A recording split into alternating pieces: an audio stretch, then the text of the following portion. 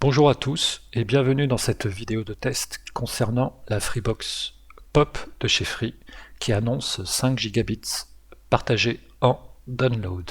J'ai succombé à cette tentation alléchante d'avoir des 5 gigabits à la maison, comme me l'a annoncé le commercial au téléphone, mais qui ne m'a jamais parlé de 5 gigabits partagés. Il m'a simplement annoncé de 5 gigabits en download. Ayant fait des tests avec Orange, j'arrivais à 940 mégabits à la seconde en download et 250 mégabits seconde en upload. Avec Free, nous allons voir que les 2,5 gigabits sont pratiquement... Oui, j'avoue, j'ai fait quelques tentatives à 6h40 du matin, heure à laquelle les serveurs en général sont assez libres.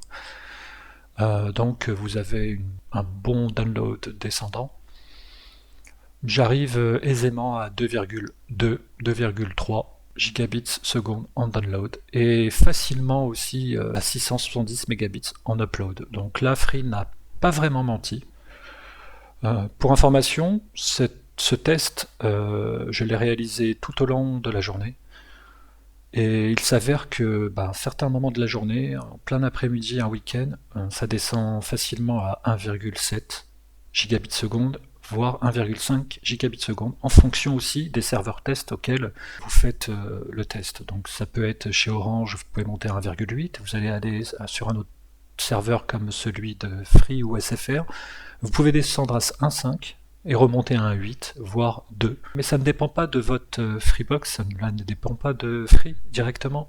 Cela en fait dépend des serveurs qui vous upload ces informations et vous les download. Donc si à un certain moment de la journée, le serveur auquel vous faites le test est saturé, vous ne pourrez jamais arriver à plus de 2. Cela ne va pas dire que votre Freebox ne veut pas arriver au 2,5. Donc vous pouvez le voir, la Freebox fonctionne sans problème, les tests sont là.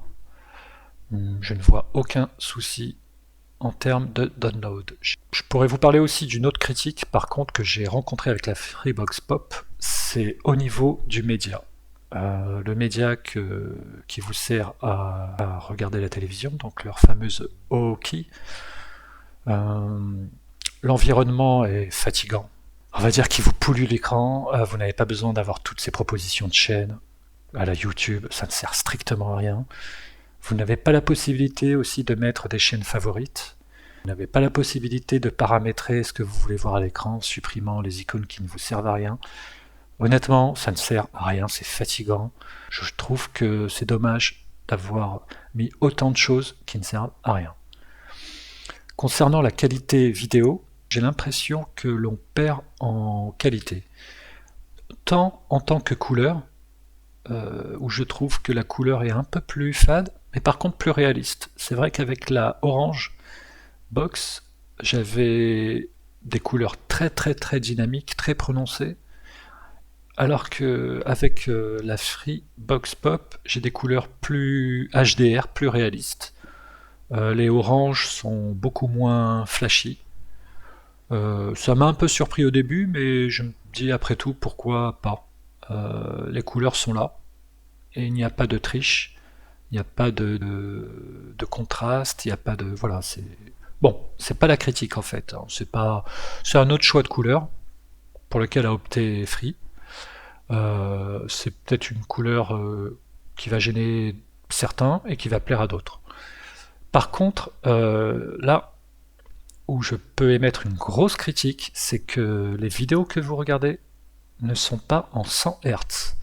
Donc même si vous avez un téléviseur 100 Hz, les vidéos que vous allez voir sont du 50 ou voire du 60 Hz maximum. Donc grosse déception, parce que la fluidité n'est pas là du tout. Netflix sur Freebox est nul à chier.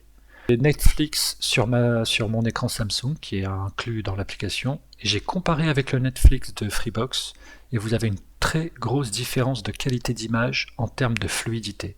Le 50 Hz est 2 fois moins fluide que le 100 Hz.